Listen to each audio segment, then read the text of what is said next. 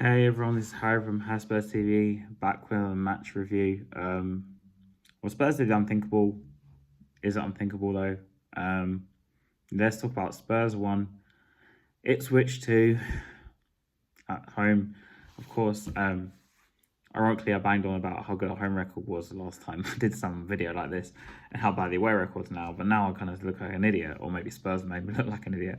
So let's talk about it. I went to the Ipswich game expecting us to win like 3-1 before anyone starts labeling me as something as negative, blah, blah, blah.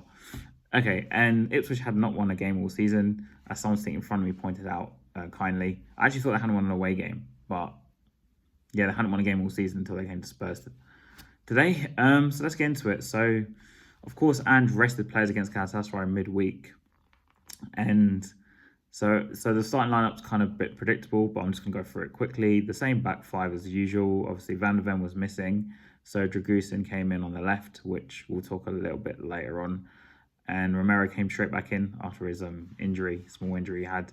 And the midfield was Bentancur, Kulusevski, and Sarr. And the front line consists of Son on the left, another issue, Solanke up front, and Johnson, of course, down the right. Now, on paper, you would think that team could beat Ipswich quite comfortably. And bear in mind, I don't rate Johnson. I don't like Son on the left. I think Dragusin on the left, which I'm going to go into in a second, is a problem because he's not left-footed. And just in general, our tactics aren't that great. And maybe this is one reason why we lost our tactics. But on paper, that team, under really any manager, should be beating Ipswich at home. Bear in mind, Ipswich just got promoted this season. They're sitting 17th in the league. Hadn't won a game all season. Of course, some may relate to the Palace game as well. Palace hadn't won a game all season, so Dr. Tottenham's back. But, of course, I went to the game. Let's get into it. Well, as usual, the first half, Spurs were half asleep. They scored a good goal, actually, Ipswich. It was a bicycle kick, backflip kick, whatever you want to label it as. But Spurs were half asleep. The defence, or rather the defensive shape, was really bad as usual. They was playing for us. Ipswich were playing for us. Our own ground.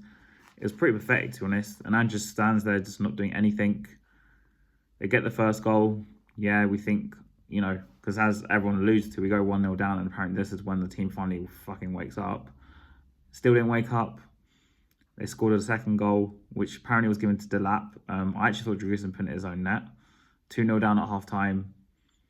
I looked to the bench, nothing. And just stands there with his hand in his pockets. We get to the second half. Bear in mind at this point, I kind of came like a minute late into the second half because I was kind of just bored out my arse. And then still no changes in the second half. Again, Ange just stands there and stands there and stands there. Spurs get a disallowed goal, which was actually a handball from Solanke, and I'm not going to completely blame him for this, kind of bad luck. But Spurs do get a goal back through Bentancur through a corner, ironically. So I guess there's one positive out today. We've got a goal from a corner, but not that it means much in the grand scheme of things. And then usual stuff. For once, the comeback did not happen. And maybe it's because they scored two, I don't know. But the comeback did not happen. But like I said, this guy's out of his depth. He shouldn't be at Tottenham. He's lucky to even get the job. He even said himself, right? But then he struts in here talking about titles and winning things in his second season. And we're sitting 10th in the league. Ange's also been given, I think, 400 million to spend. Correct if I'm wrong. And has accumulated the likes of Brendan Johnson, who was crap today.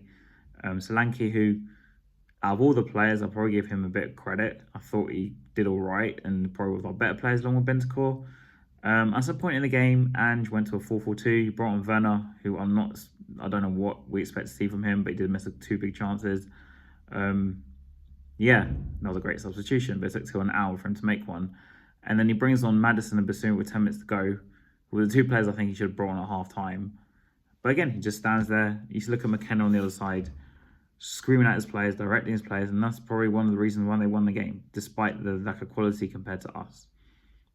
Yeah, again, it's on Ange. And you look at just the way we attack, it's very slow. And let's talk quickly about Dragusin, because I wanted to talk about this a lot. So, I know Dragusin come with a lot of stick, and I'm not saying he's the best defender in the world either, but as a defender, he's actually a very good defender. But if you put him in a high line, I'd argue you put most of our defenders in a high line, apart from Van der Ven, we look very suspect. Discard the fullbacks for a second because the fullback doesn't even play in defence. But Romero even gets recoveries from Van de Ven. But if you put Dragoos in with Romero, at least you put Davies there. He's got left foot. But I still think Romero should have gone straight back into the team. I don't think he did anything today.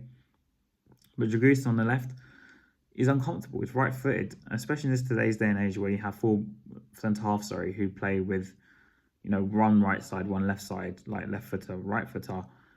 Playing on the left is not going to develop him. It's not going to make him better. It's not going to make him. He wasn't comfortable. And then on top of that, you play the high line as well with these defenders. I mean, that's not how they scored, but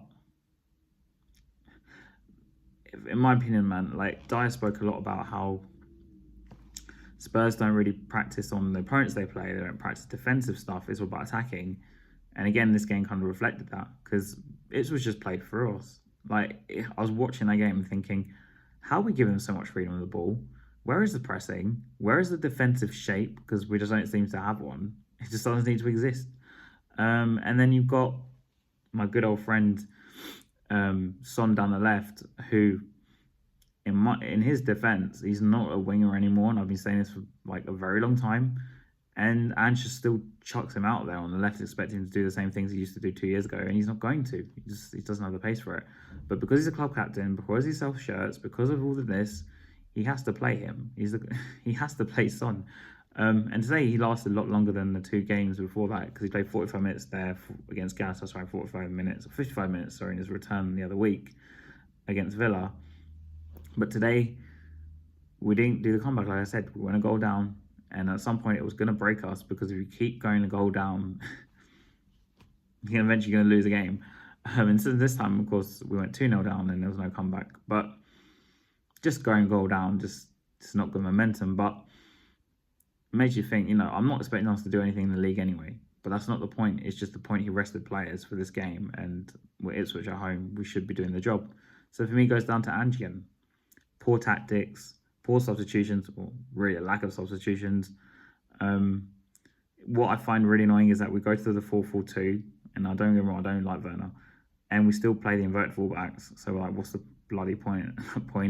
I thought Kulusevski had a bad game, and it's coming from someone who's praised him a lot this season. And Maddison should have started, and definitely should have at least come on at half time. So yeah, just very poor round, but. Am I surprised? It's very Tottenham. Ipswich hadn't won a game all season. It's very Tottenham.